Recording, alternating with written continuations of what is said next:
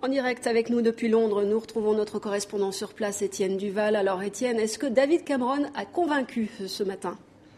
Pas tout à fait. Dans cette chambre bondée, cette session extraordinaire convoquée spécialement pour entendre David Cameron, où il a reconnu la gravité de la situation, puisqu'il dit que la confiance du public envers trois piliers de l'establishment, la police, la presse et les politiciens, est sérieusement ébranlée. Il n'a pas vraiment réussi à convaincre pour l'instant, depuis 1h30 qu'il parle, les députés qui n'arrêtent pas de lui poser la même question au fond. Quels sont vos rapports avec le groupe Murdoch sur 2 points.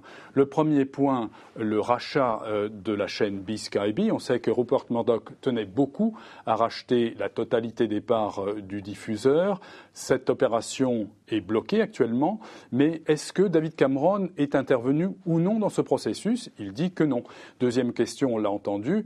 Pourquoi a-t-il embauché Andy Coulson pour en faire le directeur des communications ? Ce même Andy Coulson qui était rédacteur en chef du News of the World au moment où le scandale des écoutes téléphoniques battait son plein.